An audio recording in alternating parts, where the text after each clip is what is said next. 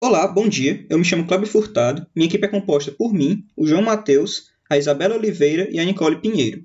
O nosso projeto aborda a avaliação de diferentes concentrações de citocinina BAP no cultivo in vitro de banana prata gorotuba. Esse é um projeto desenvolvido na disciplina de Cultura de Tecidos Vegetais do curso de Biotecnologia da Universidade Federal do Ceará.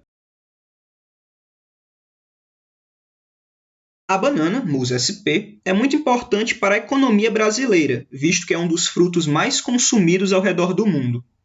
Atualmente, o cultivo de banana é feito majoritariamente, predominantemente, por propagação vegetativa, através de mudas obtidas naturalmente. Um dos maiores problemas associados a isso é garantir a qualidade genética e fitossanitária dessas mudas, o que demanda uma busca por métodos alternativos, cada vez mais necessários na época de hoje.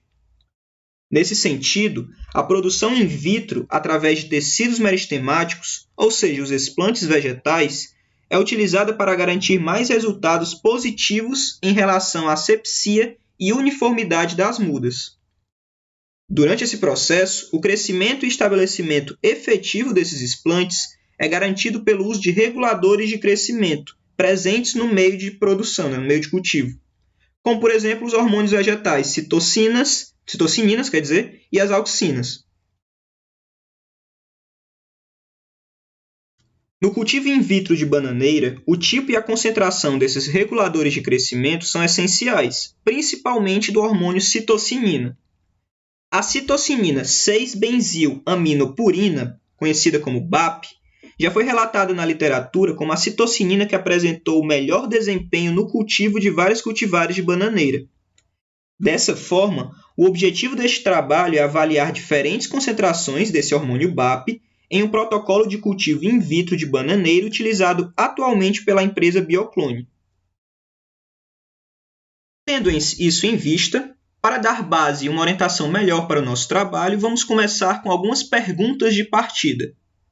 A primeira delas é: há discrepância nos resultados obtidos de diferentes tratamentos? Iremos testar, então, diferentes tratamentos com concentrações variadas do hormônio citocinina. Será que vai haver discrepância nesses resultados?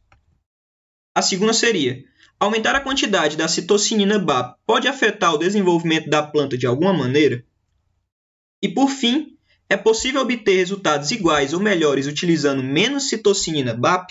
Porque, se sim, nós teremos um protocolo que pode ser utilizado de uma maneira até mesmo melhor, com a concentração menor do hormônio, obtendo resultados semelhantes.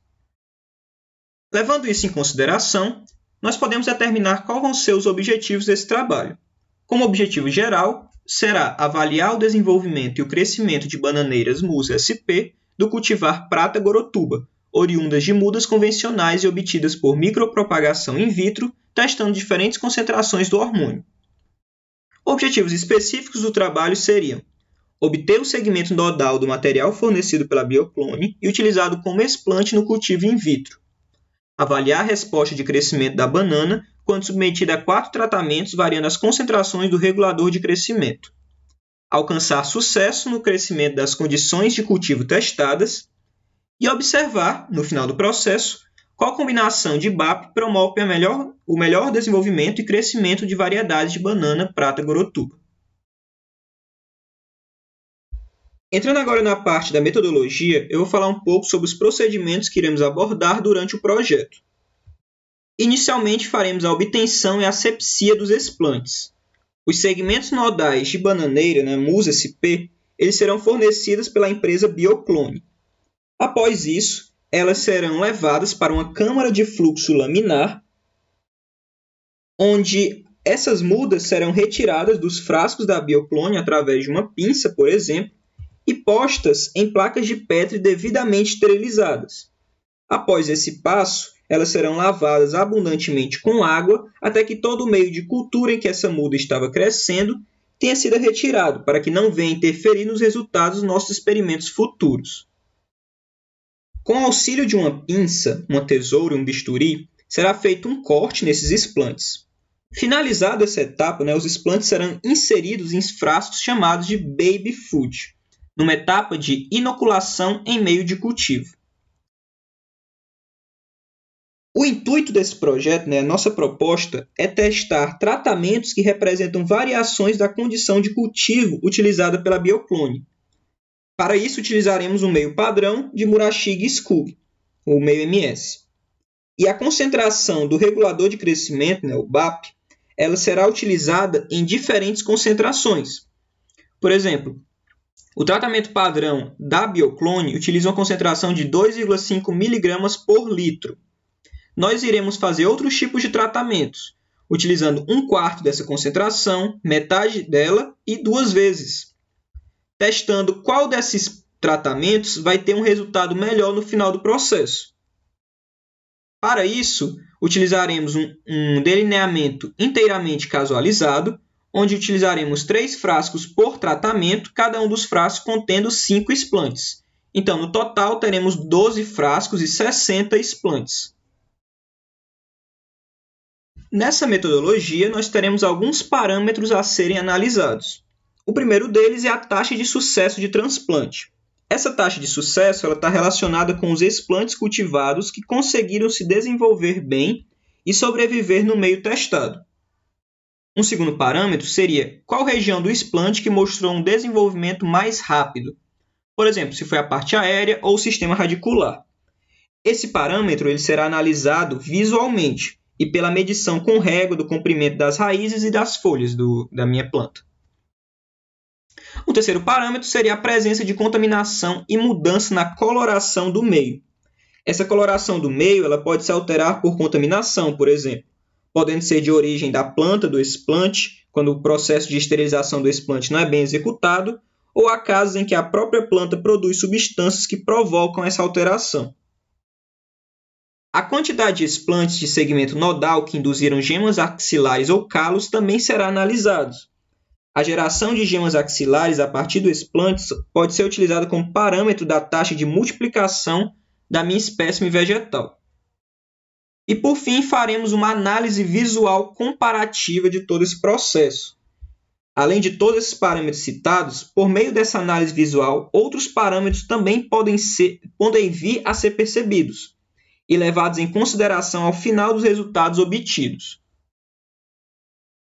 Vou falar agora um pouco sobre os resultados esperados pelo projeto e alguns desafios, alguns problemas que viríamos a enfrentar.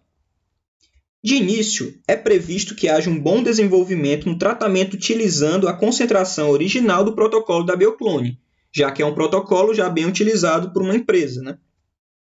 Mas, dessa forma, espera-se que o resultado seja similar ou até melhor dos tratamentos que foram utilizando 1/4 e 1/2 da concentração original do BAP. Em comparação com esse padrão, nós esperamos um resultado ainda melhor.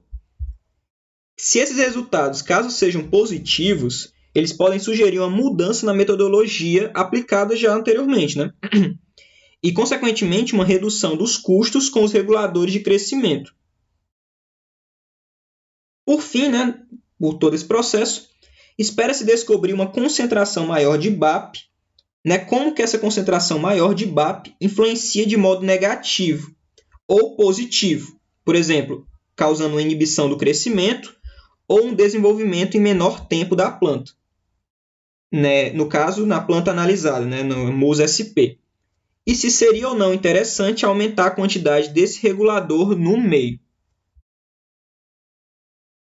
Agora eu vou apenas listar alguns dos riscos, dos desafios, alguma dificuldade que poderemos vir a enfrentar na elaboração desse projeto.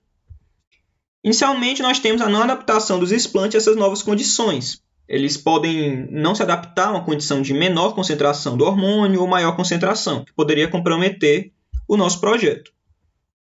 Um segundo problema seria a contaminação do meio de cultivo com micro-organismos em alguma dessas etapas, o que poderia comprometer os nossos resultados. Temos também algumas dificuldades relacionadas ao ambiente de trabalho, já que o ambiente que vamos utilizar também está sendo utilizado para outros tipos de experimentos, que podem, de alguma forma, comprometer os nossos dados. E, por fim, temos sempre que considerar a possibilidade de falta de energia, o que é comum em períodos chuvosos, por exemplo, podendo atrapalhar na manutenção das condições da sala de cultivo, o que, mais uma vez, pode ser um empecilho na formulação, no desenvolvimento do nosso projeto. Vou apresentar agora o diagrama de Gantt, que representa o cronograma de atividades de forma esquemática. Então, basicamente, nós temos aqui na esquerda, né, nesse eixo Y, as atividades que vamos realizar, e nesse eixo X aqui nós temos o tempo, né, o período de realização dessas atividades.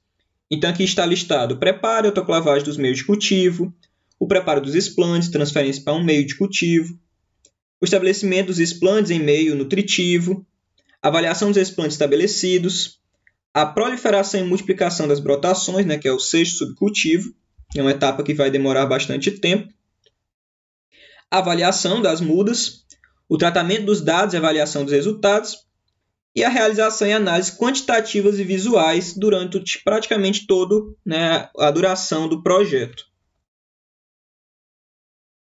Temos aqui também o orçamento do projeto. Aqui está listado de maneira bastante específica todos os tipos de materiais que vamos utilizar, desde reagentes, como o meio, o hormônio, etanol, agar, etc. As vidrarias que vamos utilizar para tanto a manipulação, cultivo e preparo das nossas soluções. Outros materiais para manipulação, como tesouras, pinças e bisturis. Outros tipos de equipamentos, como por exemplo o medidor de pH, o pHmetro, balança analítica e a câmara de fluxo laminar. No fim, foi apresentado um total de cerca de quase 20 mil no orçamento, 19.700 necessários para a elaboração do projeto. E por fim, temos todas as referências bibliográficas que utilizamos para a elaboração dessa apresentação e elaboração também do projeto. Gostaria de agradecer a todos, gostaria de agradecer à professora Cristina. Muito obrigado.